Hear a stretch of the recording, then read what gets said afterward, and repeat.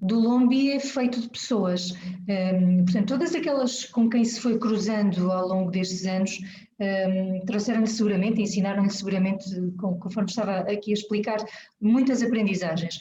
Encontrou nelas aqui uma educação de sentidos diferente, muito singular, muito particular. Sim, sabe que temos que separar o que é isto da educação. A educação que nos dão em casa ou a educação que nós aprendemos na escola. E elas não se cruzam. Elas não se cruzam. Portanto, se aquele pai tiver o cuidado de ensinar aquele filho, portanto, os ensinamentos que também acontecem aqui, que vão de geração em geração, se ele for cuidadoso, aquela criança vai com certeza ter alicerces bem mais fortes, porque o papel da escola lá, em Dolombi, atenção, mas de uma forma geral em toda a Guiné-Bissau, o papel da escola lá é realmente ensinar. A educação que são os pais que têm que dar. São valores que aqui já se perderam. De repente parece que os professores é que têm que educar os filhos e isso não é verdade. Na Guiné-Bissau isso não se perdeu. Portanto, o pai ensina o filho ou educa o filho. O professor ensina, é diferente.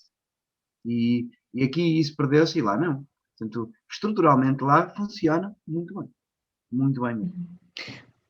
Mas vamos a estas pessoas, vamos aqui recuperar algumas destas pessoas que estão em grande parte das suas histórias.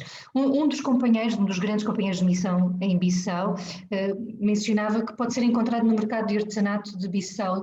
É senegalês, diz que ele fala mais línguas que um curso de línguas, mas que essencialmente é um homem verdadeiro, honesto e trabalhador.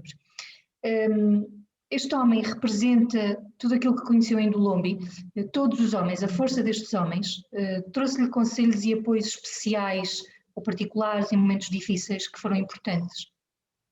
Sim, o caso do Eladi, a última vez que eu tive com o Eladi foi há um ano atrás, faz hoje um ano, em Tuba. Tuba é uma grande cidade, é a grande cidade religiosa do Senegal. Eu estava a fazer uma viagem fotográfica com um grupo e fomos recebidos em casa do Eladi pela família, uma espécie de um lanche ajantarado no meio do chão, com mantas, aquelas travessas de comida. Foi uma loucura. As pessoas que estavam a viajar comigo não perceberam, nem sequer perceberam o que é que estava a acontecer. E só é possível porque era o Eladi, mas eu acho que o motivo de festa foi mais para o Eladi ter quase, na ideia dele é um prazer tão grande ter-te na minha casa com os teus amigos, que ele nem sequer consegue perceber que o prazer era todo meu, e o orgulho de poder entrar numa família assim, com estes costumes que normalmente são mais fechados a estrangeiros, e nós conseguimos fazer ter esse momento. O Eladi é daquelas pessoas que eu digo assim, olha, eu preciso fazer isto, eu quero isto, há alguma coisa que não está a correr bem, eu quero isto, isto, isto. Como é que se faz? É meu conselheiro, é meu amigo, mas é meu conselheiro. Ainda há dias falei com ele a perguntar-lhe como é que as coisas estavam, e ele a dizer que estavam um pouquinho mal, porque não há turistas, não está tudo fechado. E eu disse-lhe, olha, eu não te posso ajudar com muito, mas pelo menos, se quiseres, fala comigo todos os dias, liga-me, nós somos amigos, ele chama-me irmão, como eu chamo ele. O Eladi nunca esteve em Dolombi, por incrível, nunca lá foi, nunca, mas as principais figuras de Dolombi sabem quem é o Eladi. Os meus amigos todos sabem quem é o Eladi. Não há nenhum grupo de portugueses que vá à Guiné-Bissau que eu não leve a conhecer esta personagem. E digo-lhe, nunca peguei naqueles meus amigos, olha, está aqui o Eladi, ele vende artesanato, comprei-lhe as coisas. Não é nada disso, até porque não pode funcionar desta forma. O Eladi pega nestes grupos, vai negociar às barraquinhas de artesanato dos concorrentes para eles terem o melhor preço. É uma personagem que toda a gente devia conhecer, pelo menos toda a gente, se pudesse um dia ter um amigo como ele, tirem partido disso, porque esta vida acontece muito depressa e quando os perdemos é que temos a noção de que nos fazem falta. É uma personagem a sério, digo, é mesmo incrível.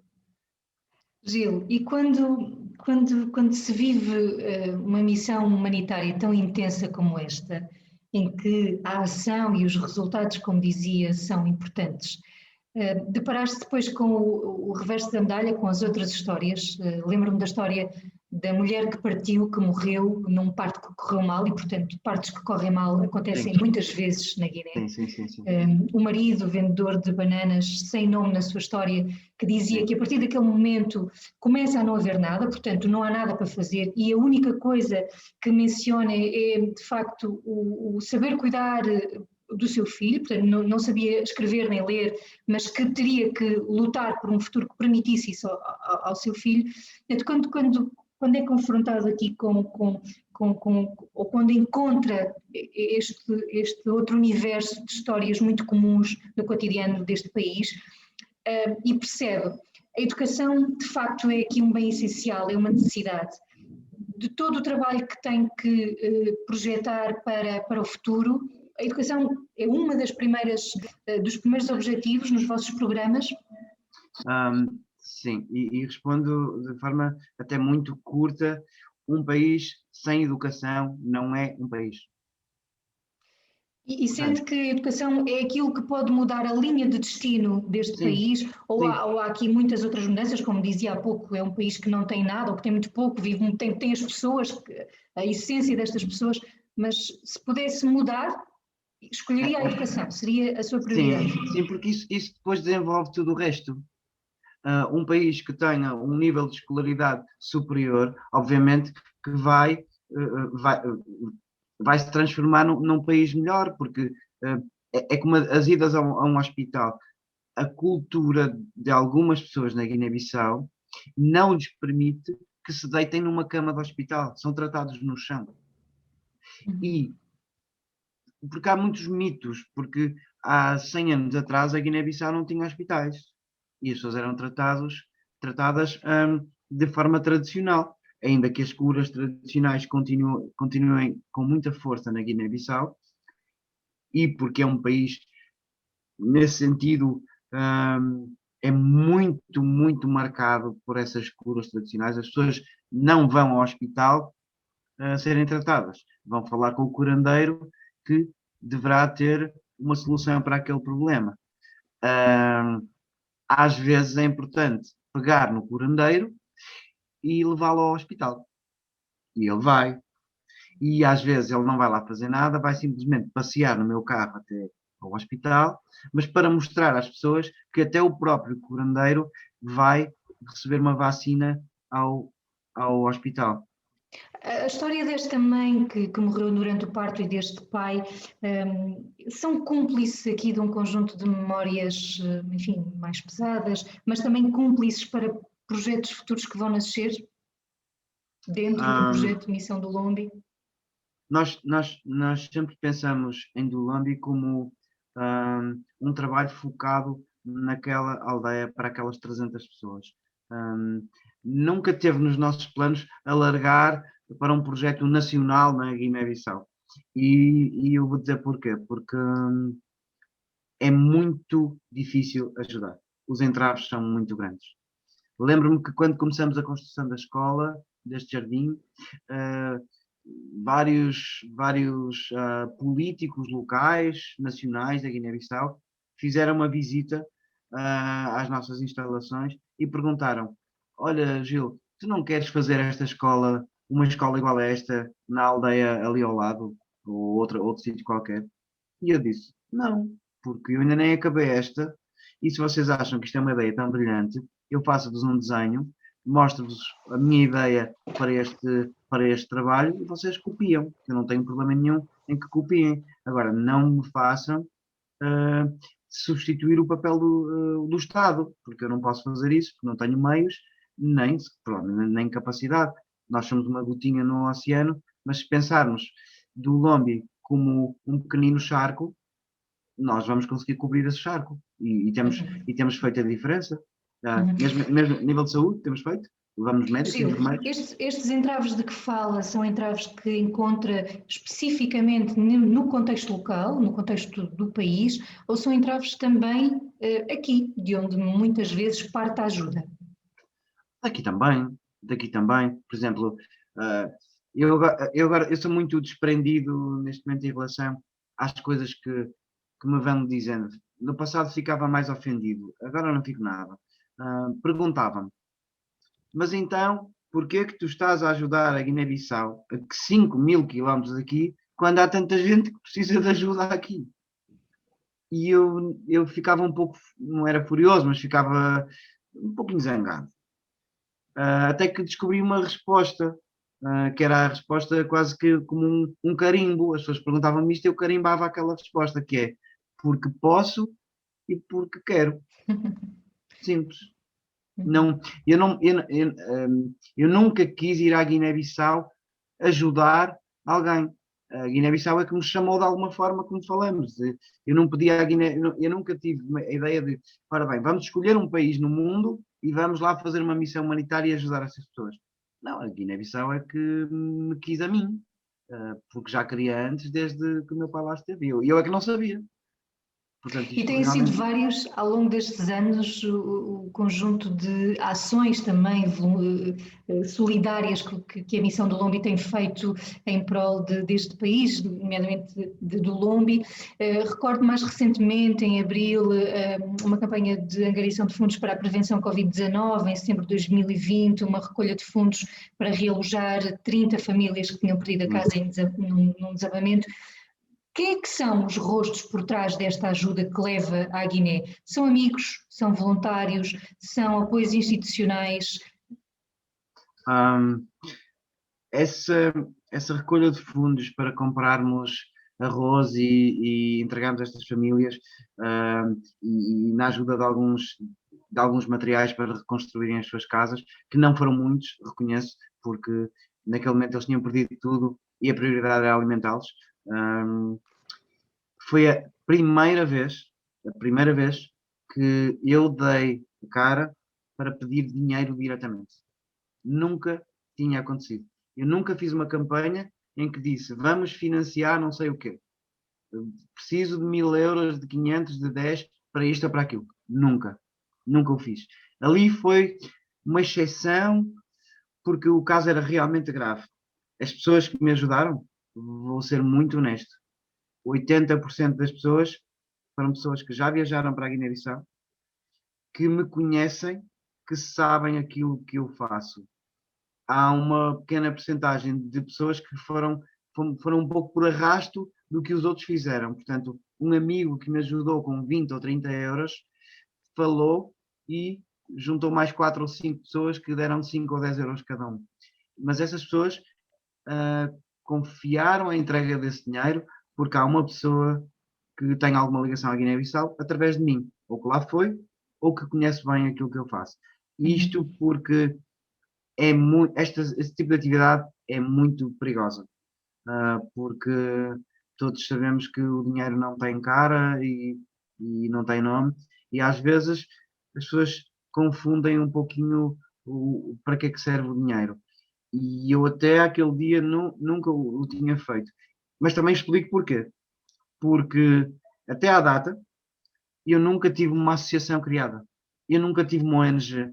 Eu nunca tive uma atividade licenciada para. Portanto, é a grande alteração para este ano. Estamos a preparar a criação desta associação para que mais apoios possam chegar, mas que os apoios sejam canalizados de forma legal. Ou seja, se eu fizer uma recolha de fundos para qualquer coisa que eu precise em Dulombi, seja fazer um poço, seja construir uma farmácia, o que for preciso, há um documento legal que é as pessoas dão um donativo recebem um recibo. E eu até à altura, como não poderia fazer, nunca recebi donativos. Portanto, os donativos eram o segredo como é que se investe então. Eu fazia as viagens, estas expedições, sabia que ia sobrar algum dinheiro destas expedições e esse dinheiro ficava então em Dulombi para, portanto, investíamos o que sobrava do dinheiro destas viagens, investíamos em Dulombi. Portanto, as minhas campanhas eram, eu dou-vos uma aventura que vocês nunca mais vão esquecer na vida e ao mesmo tempo estamos a ajudar.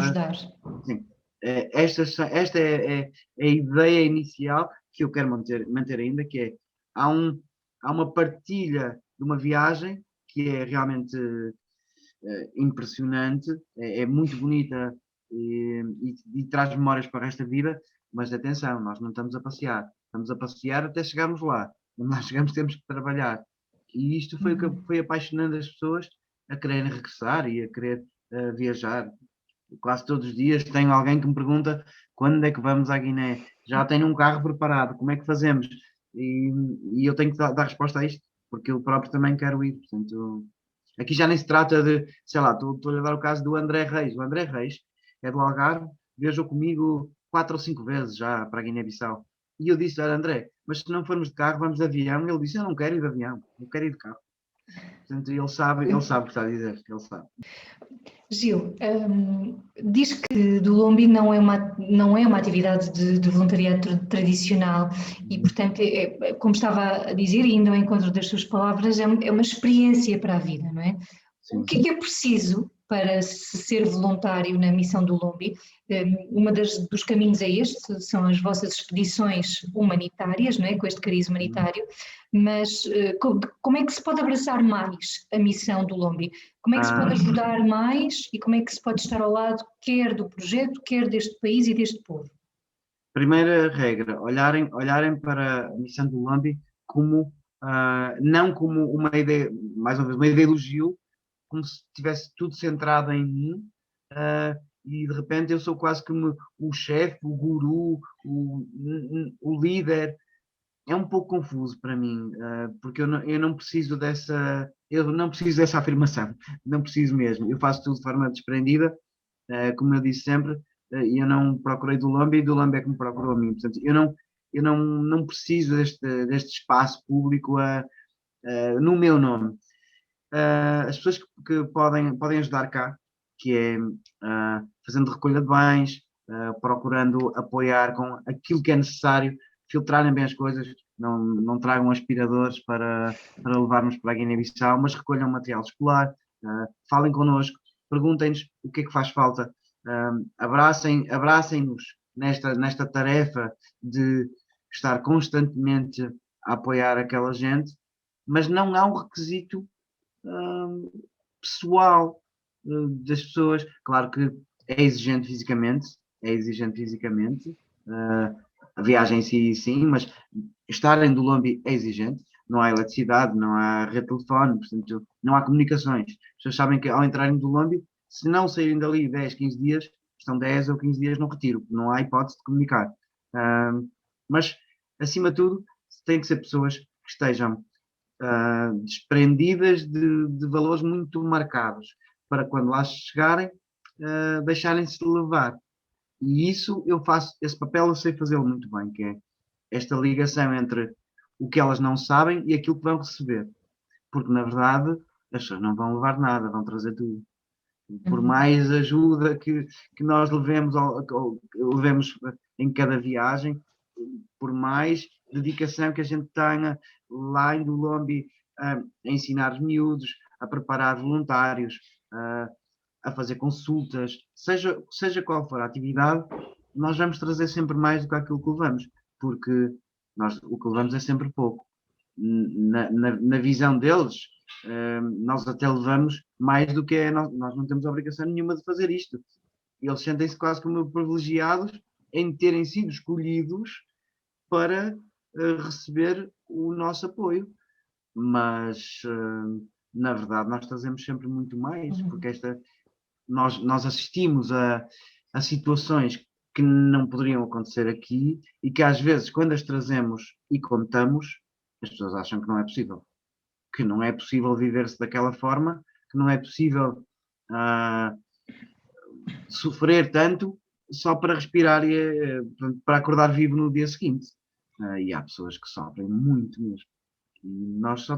Eu só tenho que pegar nessas pessoas e encaminhá-las. Às vezes é mais fácil, às vezes é mais difícil, as personalidades das pessoas são diferentes, às vezes cá eu analiso aquela pessoa que tem capacidade para certas coisas que lá depois não se reflete, mas arranjo competências naquela pessoa para fazer outra tarefa qualquer. Se eu já tive... para todos aqueles que querem muito uma aventura destas e que muitas vezes até procuram, mas não encontram aqui uma solução, um caminho logo imediato, e também para todos os outros que são definidos pelo tempo, enfim, que se deixam definir pelo tempo, não é? Porque muitas vezes nós estamos constrangidos por um conjunto de coisas porque prendemos-nos neste círculo e dizemos que de facto não temos tempo, não saímos para fora das nossas bolhas, porque não conseguimos ir virar a esquina, não conseguimos ir ao outro lado, não conseguimos sair da nossa zona de conforto. Falta-nos coragem. Como é que nós, e como é que alguém como o Gil, com a experiência que tem, com o percurso de vida que tem, consegue incutir esta coragem e esta energia para que alguém possa ir ao encontro, enfim, de um projeto desta natureza? Porque nós sabemos, e há quem diga que muitas vezes a nossa compaixão, enfim, não está com determinados locais, com determinadas histórias, com determinados países, porque nós não estamos nos locais, não sofremos aquilo que os outros sofrem. Como é que nós damos empatia? Como é que nós ajudamos a que quem não conhece do Lombi possa criar essa empatia, quer com Dolombi, quer com outras Dolombis espalhadas pelo mundo? Sim, sabe que respondo-lhe desta forma. Também no início das minhas viagens eu tentava filtrar alguma da informação. Por exemplo, eu sempre tive um problema com o lixo da Guiné-Bissau. Eu tentava não mostrar esse lado. Portanto, tinha sempre o cuidado de não fotografar coisas que fossem realmente, no nosso ponto de vista, demasiado maus. Depois deixei de filtrar, mas comecei a escolher bem as histórias que contava, porque é muito fácil nós trazermos uma personagem como aquele homem que perde a sua mulher e tem que ele agora educar o filho e nem sabe bem como. É muito fácil eu escrever sobre um episódio desses e fazer com que as pessoas se emocionem e que me queiram ajudar. Mas também há histórias bonitas. Portanto, vamos mesclando entre a realidade da coisa, que é, nós realmente precisamos de ajuda. Preciso de ajuda para ajudar aquela gente a educar as crianças, mas também há as histórias bonitas. Essa foi a forma que eu fui encontrando ao longo do tempo de motivar pessoas a querer visitar a Guiné-Bissau. Não só as aventuras, que na verdade as imagens falam por si, não preciso de muito para ter pessoas interessadas em viajar comigo, mas o verdadeiro interesse passa por realmente levar ajuda. Como é que se motivam as pessoas? Conta-se a verdade, conta-se aquilo que falamos no início das pessoas. Ser um país de pessoas boas é pegar nessas pessoas boas e pedir-lhes licença para contarmos as histórias deles aos outros. E as pessoas ficam fascinadas porque há uma cara por trás. Se eu, ao escrever os meus relatos, motivo as pessoas, eu acho que sim. Há pessoas que reagem, que dizem, pá, li o que tu escreveste ontem, acima de tudo não sabiam o que eu escrevia, porque eu andei assim um pouquinho escondido. Escreve muito bem, o Gil escreve muito bem. Obrigado. Mas desde que tive a malária, quando recuperei, comecei realmente a recuperar esses hábitos de escrita e gosto muito de fazer. Aproveito então que se as pessoas acham que eu escrevo bem e que as motivo a ler as minhas coisas, então vamos falar de coisas bonitas. Gil, mas tem sido fácil esse trabalho de tirar as pessoas deste ritmo frenético do cotidiano e fazê-las pensar sobre estas questões mais humanitárias? É mais fácil agora. É mais fácil agora, há muito mais informação.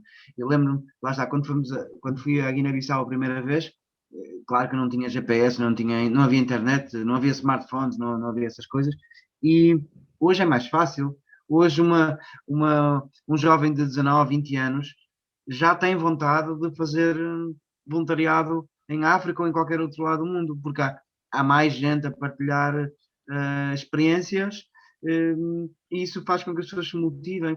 Como é que se direciona? Isto não é bem um campeonato de de ONGs, associações e grupos de voluntariado. A verdade é, há muitas oportunidades. No meu caso, como disse, não é uma experiência de voluntariado, é uma experiência de vida de uma tribo perdida no mato da Guiné-Bissau que me trata como filho. E o que eu faço é pegar nesta relação que tenho com esta gente e fazer com que mais pessoas sejam tratadas como filhos. Posso lhe assegurar que há pessoas que vivem do Lombi de uma forma bem mais intensa do que eu, mas bem mais intensa, porque não medem tudo o que está por trás, todo o trabalho. A vontade deles está a chegar àquela altura do ano, está na hora de ir para o Lombi e passar lá 15 dias com os seus. Já não é tanto um trabalho de ajuda, é ir ver os amigos, é ver a família. É assim que esta gente se sente.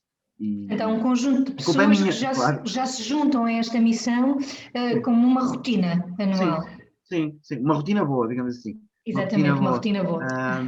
Às vezes tenho de pôr alguns travões, porque as pessoas sentem-se demasiado à vontade e eu nunca me esqueço disto. A Guiné-Bissau tem uma regra simples. Se nós não sabemos o que é, seja uma pedra, uma folha, um animal, então não lhe podemos tocar, porque podemos morrer. É perigoso mesmo. O mato da Guiné-Bissau não é brincadeira. E do Lombi está no meio do mato. Aliás, do Lombi dá o nome ao maior parque natural da Guiné-Bissau. Portanto, com animais perigosos, sim. Portanto, esses ensinamentos, às vezes as pessoas esquecem-se porque já estão demasiado à vontade. E como raramente acontecem coisas, aliás, nunca acontecem, porque os animais também não gostam muito de estar perto das pessoas, às vezes as pessoas esquecem-se onde estão. E lá tem que vir o chato do Gil dizer, meus amigos, não se esqueçam que isto não é Lisboa, Coimbra ou Porto ou Vila do Conde. Isto é um mato. E porque as pessoas estão tão acostumadas em lá estar, já não sentem perigo nenhum. E lá tenho de aparecer eu, claro. Gil, na arquitetura aqui deste seu sonho, seu e também de todos aqueles que se juntaram a este projeto, há pouco dizia que esta nova geração de voluntários locais permite solidificar e, enfim, permite que o projeto depois possa ter aqui uma garantia de continuidade futura. Muitos destes voluntários locais que agora se juntam ao projeto eram crianças em 2010, quando chegou lá? Sim. Eu tenho que dar um exemplo que é o meu super voluntário do Lombi, que é o Amadou Coulibaly, que tinha 10 anos e hoje é o professor de jardim. Portanto, há uma história muito interessante que eu conto rapidamente. Uma das missões de 2010 era também encontrar um homem chamado Moussa Coulibaly, que era uma criança que foi adotada pela companhia dos militares. E aquela criança passava mais tempo com os militares no quartel, de carro, para aqui, para lá. Há fotografias desta criança com o cabelo pintado de loiro, faziam mil e uma judiarias com esta criança, mas que ninguém sabia o que é que tinha acontecido à criança. Então, se tinha um nome, havia uma fotografia, e sabiam, era que ele fazia parte da família das chefias tribais, Coulibaly. Quando eu cheguei à Guiné-Bissau a primeira vez e tentei chegar a Dulombi, a estrada estava tão alagada, na época das chuvas, que nós não conseguimos sair de Galomar. Portanto, faltavam 20 quilómetros e tivemos que ficar por ali. Naquela noite, chega um homem que diz, olá, meu nome é Moussa Coulibaly. E, enfim, ele é que nos encontrou a nós. Sim. E quando fomos quando conseguimos chegar a Dulombi, realmente percebemos que aquele era o tal Moussa que os militares procuravam. O homem morre um ano depois com um problema de saúde que até hoje não consegui perceber qual foi. Portanto, eu nunca mais voltei a vê-lo. Mas este encontro foi como se o destino tivesse, enfim, adivinhado que era preciso aqui este reencontro. Sim. E quando eu percebi que o homem morreu, na segunda viagem que fiz com o meu pai, fomos conhecer a família deste homem, que tinha filhos, uma mulher, e o meu pai disse, olha, eu não sei o que é que tu estás cá a fazer na Guiné-Bissau, não sei o que é que vai ser o futuro dos teus amigos, dos teus grupos de voluntários, Mas olha, nós temos que ajudar esta família. Fui então conhecer as pessoas e havia um menino que era o dos filhos o mais velho, que devia ter 10, 11 anos na altura, e meu pai fez-me prometer que cuidava desta criança como como se nós fôssemos o pai, digamos assim. Entretanto, meu pai também faleceu e é verdade que o Amadou me trata como um pai. Não me chama pai, mas trata-me como um pai. A promessa que eu fiz ao meu pai foi que, enquanto tivesse força, iria realmente ajudar este rapaz a ter um pouquinho mais de qualidade de vida. Transformei-o no professor da escola, fala muito bem português, sabe usar algumas tecnologias, é o meu braço direito e dentro daquela aldeia eu não faço absolutamente nada sem o conselho do menino de 20 anos. Portanto, eu aprendo muito com ele e se depender de mim, vou tratar dele até o resto dos meus dias, se ele precisar. Se ele precisar, porque a ideia é construir aqui um caminho para que ele possa sozinho fazer a sua vida.